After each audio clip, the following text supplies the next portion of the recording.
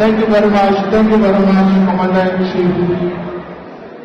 Now, Commander-in-Chief of the now 10-year-old organization, the EFF, at times the simplest of tasks are the most difficult to execute. And the difficulty in execution hides the rich simplicity within. A few words and the whole atmosphere in the house is no longer the same. You silently contemplate and resolve what to say and what not to say. We take this opportunity once again, Commander-in-Chief, to acknowledge you as the leader of this movement, the National Chairperson of the EFF, the LUMUMBA, the Treasurer General, the Secretary General, the DSG, the Commissars from the Central Command Team, the leaders of provinces, and the leaders of regions, but most importantly, the ground forces of the EFF. We have this simple yet difficult task of introducing one of Africa's great Pan-Africanists, an academic, a lawyer, a professor, and one of the greatest orators in our time. So Professor Patrick Lok Otieno Lumumba is from the African continent. He was born in Kenya and has got a great knowledge and understanding of the African continent.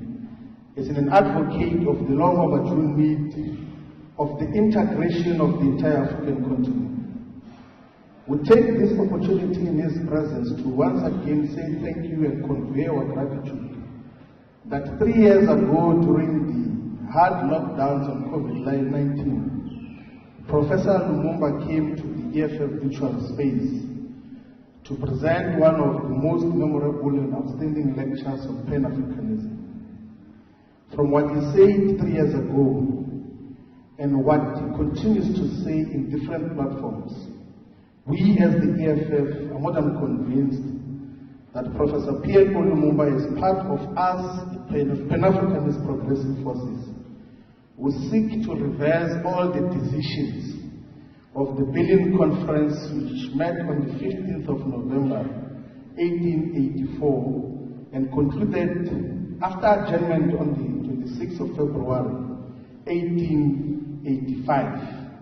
That is the colonial conference that subdivided the continent into small and viable states and political dependencies. The colonialism that continues to define us to this day. We can safely say that Professor P.L.O. Lumumba can be counted amongst the great Pan-Africanist revolutionaries like Walter Rodney of Guyana, like George Padmore of Trinidad and Tobago, like Robert Sobukwe, like Ahmed Ben Bella, like Amy Serai, like Thomas Isidoro Sankara, like Miriam Makeba, like Julius Nyerere, like Amilcar Cabral, like W.E.B. Du Bois, like Gamal Abdel Nasser, like Frantz Fanon, like Ahmed Sékou Touré, like Emperor Haile Selassie, like Patrice Lumumba, like Marcus Garvey, and most importantly, like Kwame Nkrumah.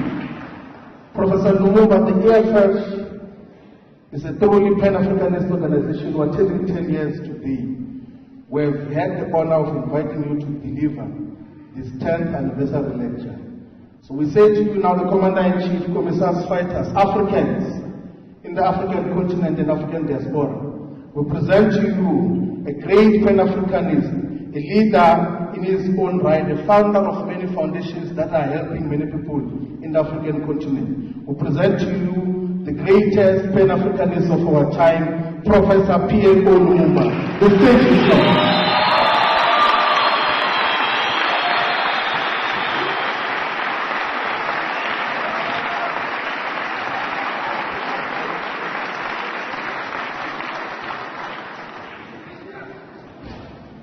Amandla, Gawetu, Maibuye, Africa, Viva EFF, Viva EFF, Viva Viva EFF! Viva! Thank you. 10 years ago, the economic freedom fighters became a movement in this part of the world.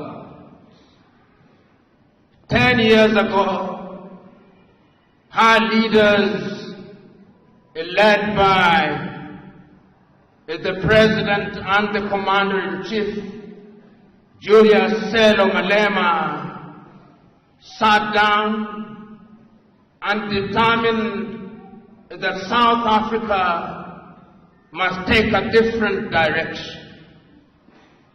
10 years ago, he put together many great young men and women who now bestride the South African political terrain like the fabled Colossus, organized in different formations, headed by the commissars who are here present, whom I salute, supported by the fighters on the ground, whom I salute, because in the last 10 years, you've done a great job. In the days when you started, there were those who doubted, those who assumed that you are just but a flickering flame which would disappear, but you refused to disappear. 10 years ago, there are those who thought that you are a passing cloud, you refused to pass. 10 years ago, there are those who thought that you are mere irritation. You have continued to irritate as you must. 10 years ago, South Africa did not know who you are. Today, they recognize who you are. I am happy to be in this land in the Cape, which as a young man I was taught was the Cape of Good Hope. And I have no doubt that there is good hope today, and we shall talk about that Cape of Good Hope. I am here and happy to be in the land of great Africans, some of whom are alive and some of whom are long gone. It is not lost on me that this is the land that produced people like Pixley Kaisa Kaseme, whom we never talk about as often as we should. And as I talk to you today and talk about EFF, I cannot forget that in the year 1906, in the United States of America, that Pixley Kaisa Kaseme said that we must regenerate Africa, and regenerate Africa we will. This is the land that produced to the world and to South Africa Albert Luthuli, who came and played his part. This is the land that produced Robert Mangaliso Sobukwe, that great man of whom we never say much, of whom when he was asked, he said the only race in the world is the human race. That man came out of this land. I cannot forget that this is the land that produced Bantu Stephen Biko, whom we never mention as often as we should. I cannot forget that this is the very same land that produced Winnie Mandela, that great woman that we never talk about. Oh, I cannot forget that this is the land that produced Albertina Sisulu. I cannot forget. I cannot forget that this is the very same land that produced Chris Hani. I cannot forget. I cannot forget that this is the land that produced Nelson Mandela. I cannot forget. I cannot forget that this is the land that produced Solomon Mahlangu. This is that land. I cannot forget that this is the very same land that produced Tiro Ngopot. I cannot forget. And I cannot forget that this is the very same land that has produced Floyd Shivang. Oh, I cannot forget. I cannot forget that this is the same land that has produced Dr. Ndlo. I cannot forget. I cannot forget that it's the very same land that has produced Veronica. I cannot forget. I cannot forget that this is the very same land that has produced one of the hottest irons in Africa today, Julius.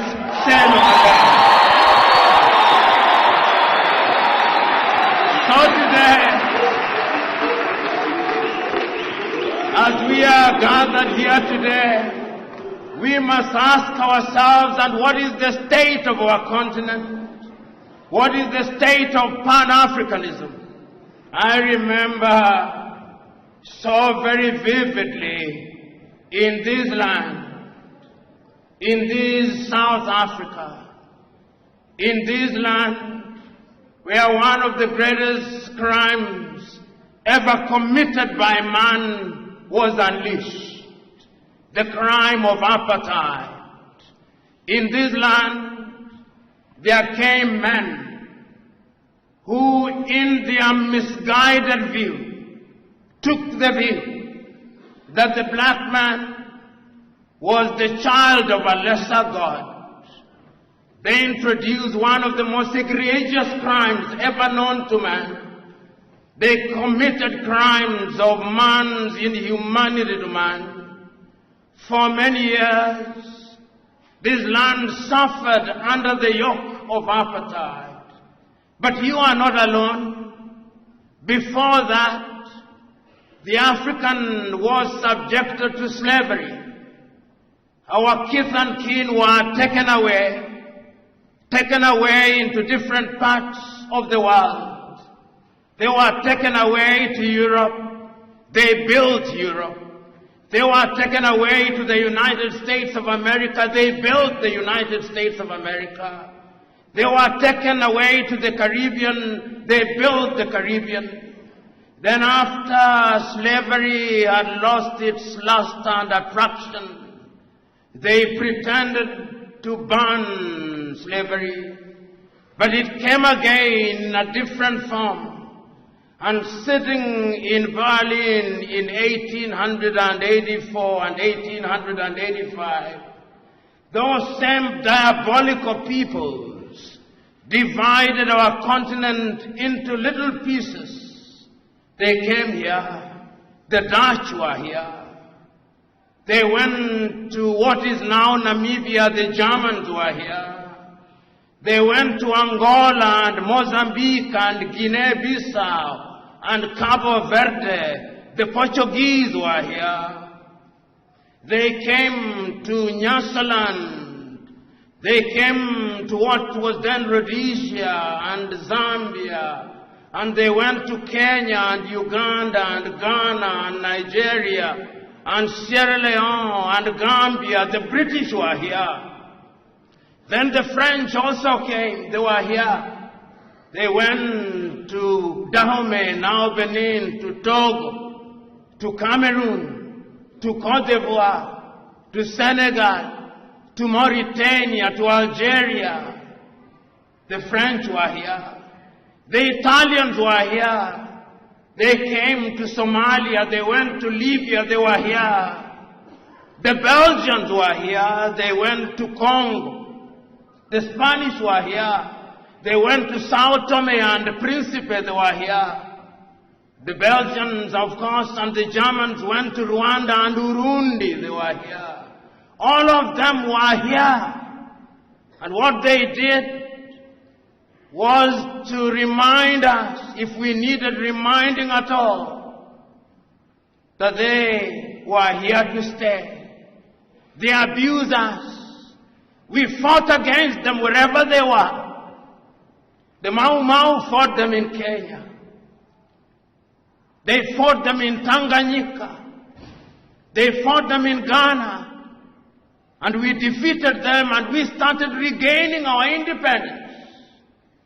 I can still hear those immortal words of the Osagie for Kwame Nkrumah on the 6th day of March 1957 in Accra, Ghana, telling his Ghanaian peoples that the independence of Ghana means nothing if the rest of Africa is not independent. I can hear the Osagie for Kwame Nkrumah convening a meeting in 1958 and telling Africans we must unite now, because if we don't unite, we will be manipulated. Nobody listened to the Osagie for. I can hear the Osagie for once again in 1960 in Casablanca, Morocco, accompanied as he was by King Idris of Libya on that day. In their presence was Ahmed Sékou Touré of Guinea. In their presence was King Hassan of Morocco, reminding Africa once again that we must unite. But they listened to him not. I can hear the Osagie for again on the 24th day of May 1963 in Addis Ababa, Ethiopia, telling the 32 heads of states gathered in Addis Ababa, we must unite now. We must have one army. We must have one currency. We must have one foreign policy. We must be united. And I can hear the Osagie for saying, I do not want to be the leader of that country. I simply want unity. And I'm saying that we must live here with one united government. They listen not to the Osagie for. And you know, they did not stop there, because their diabolical and subterranean hands were alive then.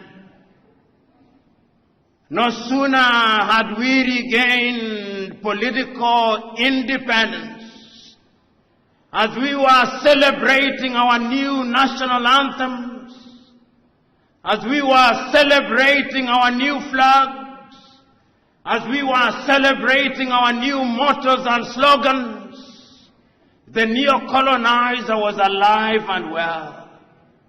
In 1961, they had taken out Patrice Emery Lumumba. And I can remember that famous letter of Patrice Emery Lumumba written in 1961. One day, even if you kill my body, Africa shall write our history. Today we are here to write that history. I can hear, even as they took out Patrice Emery Lumumba, and in 1963 they took out Sylvanus Olympio in Togo. I can hear Sylvanus Olympio say, take me out. But Africa shall not be taken out. I'm here to remind us that Africa shall not be taken out. They did not stop there. In 1966, they took out the Osagie for Kwame Nkrumah and took him out of power and thought that they had finished the Osagie for. And I can hear and read the Osagie for writing from Guinea in Conakry say, Africa shall never be enslaved again. We are here to remind them that we shall never be enslaved again. And they did not stop there. They went to Nigeria. And Nigeria, they took out the government of Nnamdi Azikiwe and Abubakar Tafawa Balewa. And they thought that they had finished Nigeria. They did not, because Africa can never be finished. They did not stop there. They went to Mali and they thought that they had taken out Modibo Keita, and they thought that Mali would not be taken out. They did not take Mali out. They did not stop there. They went to Algeria and took out Ahmed Ben Bella, and they thought that Algeria would be taken out. They did not take Algeria out. But the neo-colonial project is alive and well, Because even as that was happening, South Africa was still under the yoke of the apartheid regime. And I can hear the words of the great South Africans at that time as a young student. I can still remember the words of O.R. Tambo. I can still remember from Angola the words of Agostinho Neto. I can still remember the words of Eduardo Mondlane and Samora Moises Machel. I can still remember the words of Sam Nujoma and Andy Mbahaman Toivo ya Toivo from Namibia. I can still remember. And ultimately, you succeeded in removing the organ, the monster that was apartheid. In Zimbabwe, I can still remember Joshua Nkomo and Robert Mugabe, and they removed that monster that was the Ian Smith regime. But the question is, once we removed them, what did we do? This is the question. You know, when we remove them, we make unto ourselves many promises. We promise unto ourselves heavens, but sometimes it appears as if the devils in heaven conspired and delivered hell instead of heaven. So that the story of Africa is a story of missed opportunities. We sing our national anthems as we should. We fly our flags as we should. We have our slogans as we should. But yet, we have fallen short of the expectations of both God and man. That is why, when I look at Africa today, sometimes I feel sad. And many are those times when I see young Africans from the Gambia, from Burkina Faso, from Chad, from Nigeria, from Ghana, being humiliated in Tunisia, being humiliated and dying in the Mediterranean Sea, I feel sad. I feel sad when young Africans are humiliated in Saudi Arabia and Kuwait. I feel sad. I feel sad when young Africans are humiliated at the embassies of Western countries. I feel sad when young Africans play lottery to become citizens of the United States of America. I feel sad. I feel sad when young Africans think that grass is greener on the other side. I feel sad. I feel sad when the white man comes here and humiliates us. I feel sad. I feel sad when the Chinese come here and humiliate us. I feel sad. I know not whether you feel sad with me, but I'm inviting you to feel sad with me. I feel sad when our continent is abused by other civilizations. I feel sad. But for how long shall we merely feel sad? For how long shall we lament? For how long shall we mourn? For how long shall we agonize? For how long? This is why I understand the economic freedom fighters. This is why I'm here with you to celebrate your 10th anniversary. This is why I think you are doing the right thing. Because 10 years ago you made the correct diagnosis. You made the correct diagnosis. You discovered that they gave us the crown without the jewels. You discovered that they gave us an empty vessel. You discovered that political freedom in and of itself is empty. You discovered that you cannot, in the words of Martin Luther King Jr., ask a person with no legs and no boots to lift himself or herself by the bootstraps. You recognize that. You discovered that we must rediscover ourselves, that we must re-educate ourselves. You discovered and gave meaning to those famous words of the great Nigerian singer Femi Anikula Pokuti when he said, "Teacher, don't teach me nonsense because we have been taught nonsense for too long." You discovered and said it as he did, Carter G. Woodson in 1933, that we had been miseducated for too long and that we ought to re-educate ourselves. You discovered with my countryman Ngugi wa Thiong'o that we must decolonize our minds. You discovered with Chinua Achebe that we have been divided and things are falling apart. That is why you are here today. So we are here to celebrate, because celebrate we must. We are here to commemorate, because commemorate we must. But we are here also to remind our enemies, and there is no shortage of them out there. There is no shortage of them.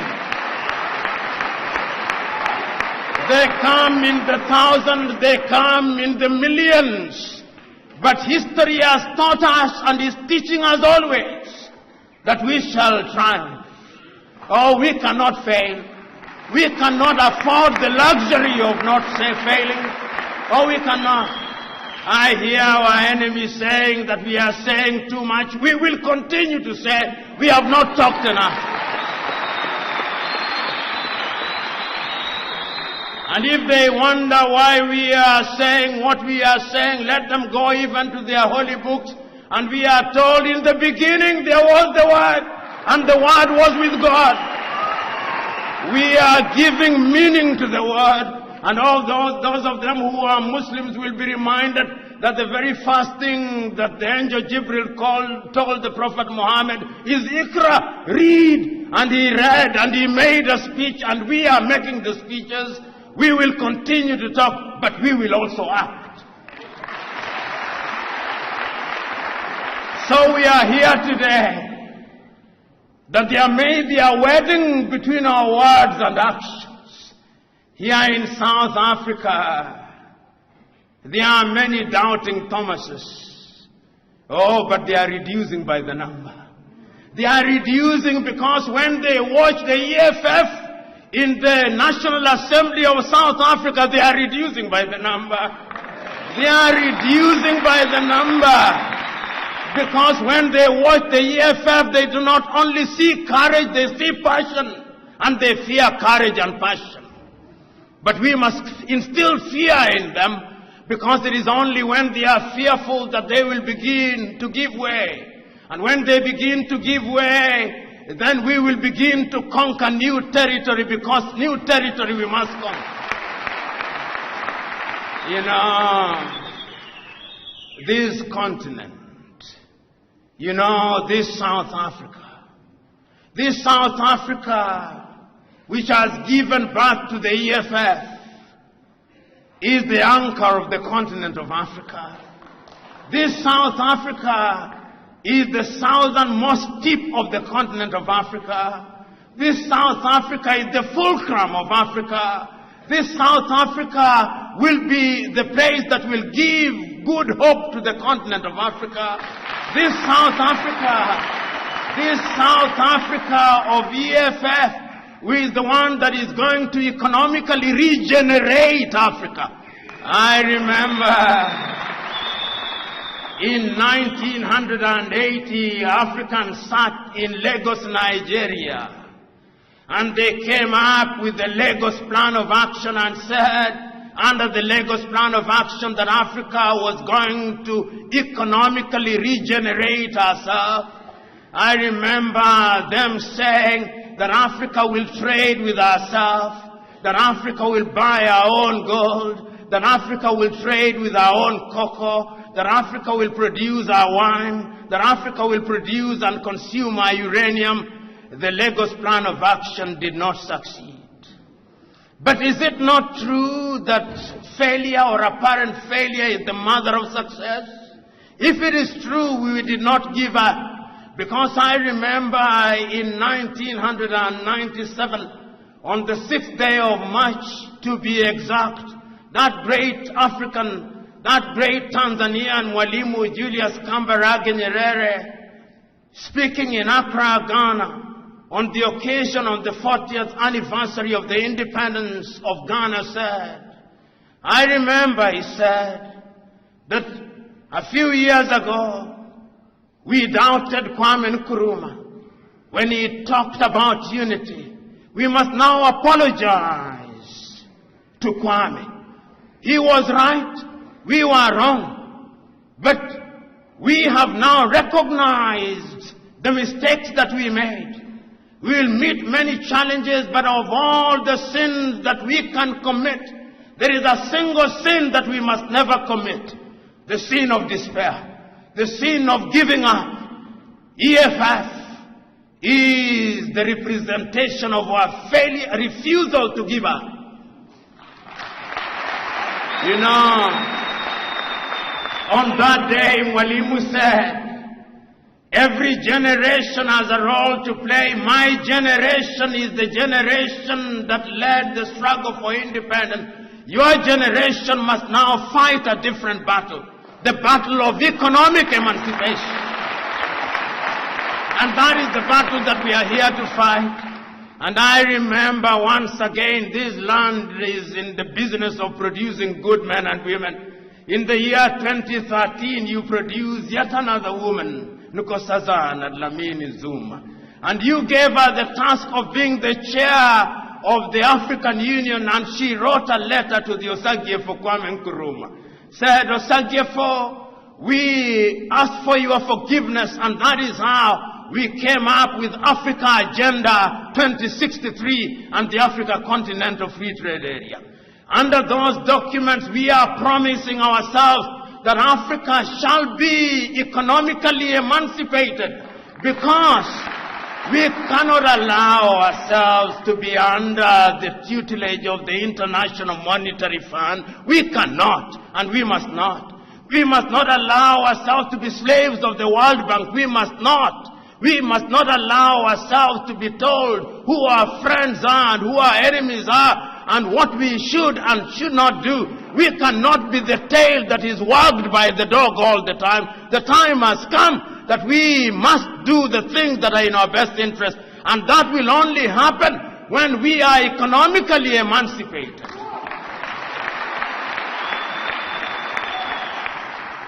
You know,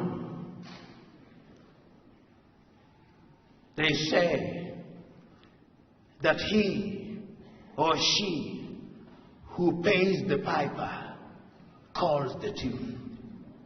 For too long we have not paid the piper. We must now pay our piper that we may call the tune. EFF, you are now telling us how to pay the piper.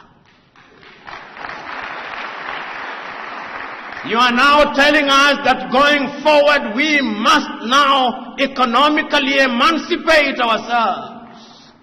We cannot be a continent whose greatest claim to fame is that we are in the business of borrowing. We have borrowed for too long. We've been abused for too long. And the time therefore is now for this spirit of the EFF to spread. 10 years ago, when my good friend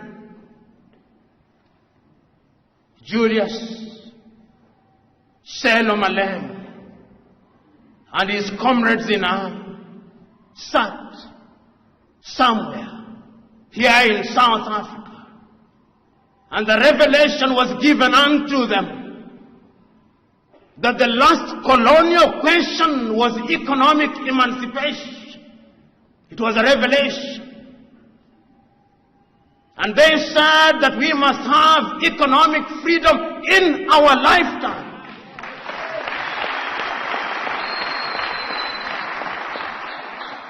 This idea that economic freedom is a pie in the sky that we only dream about is without basis. We can get it now.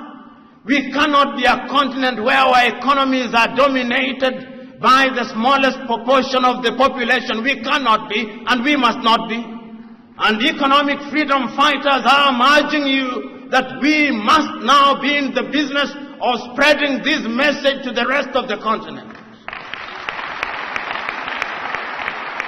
I'm now urging you, my good friend, Juju.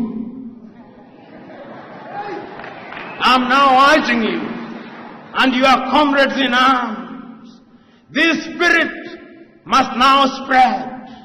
This spirit must have a foothold in Johannesburg, it must. Or it must have a foothold in Maseru, in Lesotho, it must. Or it must climb up to Mbambane in Eswatini. Or it must go to Maputo in Mozambique. Or it must go to Windhoek in Namibia. Or it must climb up to Lilongwe in Malawi. It must go to Lusaka in Zambia. It must go to Luanda in Angola. It must go to Kampala in Uganda. It must go to Hargeisa in Somaliland. Oh, it must not stop there. It must go to Nairobi in Kenya. It must go to Dodoma in Tanzania. No, it must not stop there. It must go to Kinshasa. Oh, it must go to Bangui. Oh, it must go to Lomé. It must go to Cotonou. Oh, it must not stop there. It must go to Juba and to Addis Ababa and to Asmara and to Sudan in Khartoum. It must go to Cairo. Oh, it must not stop there. It must go to Tunis in Tunisia. Oh, it must go to N'Djamena. It must go to Ouagadougou. It must go to Nouakchott. It must go to Accra. Oh, it must go to Monrovia. Oh, it must go to Rabat. Oh, it must go to Algiers. It must go to Monrovia. It must go everywhere in Africa. This spirit must go there. It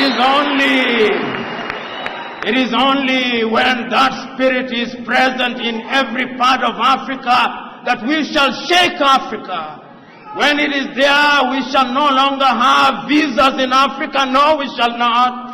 Oh, when it is there, we shall no longer have the rand. No. We shall no longer have all these currencies. There shall only be one currency, and we shall be economically liberated. Oh, it shall happen, and it must happen. Because if it doesn't happen, we will not allow it to happen. Sometimes there are those who think it cannot happen. Oh, but they are mistaken. They are mistaken because I remember those words of the great Ghanaian James Emmons Kwejiragri. And I remember the little story that he used to tell. The story of the chicken and the story of the eagle. And Kwejiragri used to tell us that there was a chicken farmer. And that this chicken farmer had chicken. And that one day, some of the chicks wandered into the wilderness. And when they came back, there was amongst them the chick of an eagle. And he fed them on chicken feed for a long time. And one day, a naturalist came and saw the eaglet and said, "This is an eagle amongst chicken." And the farmer said, "Yes, it is an eaglet. But we have fed it on chicken feed for too long. It is no longer an eagle." And the farmer said, "No." Or the naturalist said, "No. Once an eagle, always an eagle." And he tried to put it on the palm of his hand and it refused to fly. And the poultry farmer said, "I told you, it was once an eagle. We have fed it on chicken feed for a long time. It has lost its eaglehood. it has acquired chickenhood. The naturalist came back and said, let me try again. And he put it on the palm of his hand, and it flew away. And he turned to the farmer and said, I told you, once an eagle, even if you feed it on chicken feed, it will remain an eagle. Oh, they thought that they had fed us on chicken feed. We are eagles, and we shall fly, and we shall soar, and we shall be economically liberated. And when we are economically liberated, we shall be equal with everybody in the world, if not better. And we must be. And you who are in the economic freedom fighters movement now, I am telling you, those of you who are from different parts of South Africa, go out there. Because if indeed there is a spirit, is the spirit of economic liberation. Let that spirit now descend. Let us be possessed with that spirit. Let us go out into the world and tell all the doubting Thomases that it shall never be the same again. That it shall never be the same again. Because from here and now, we are taking a solemn vow that from this generation and generations yet to be born, we shall liberate Africa by ensuring that the chains of economic colonization are removed. And you in the EFF, you the fighters, you the commissars, you the commander-in-chief, go out there.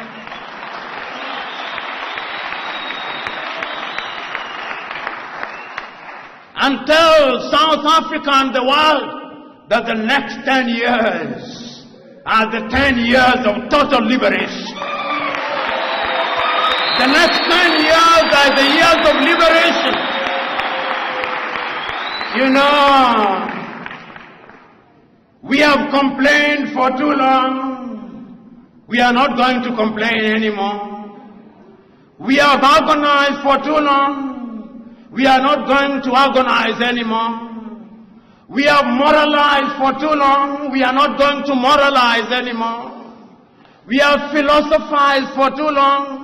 We are not going to philosophize anymore.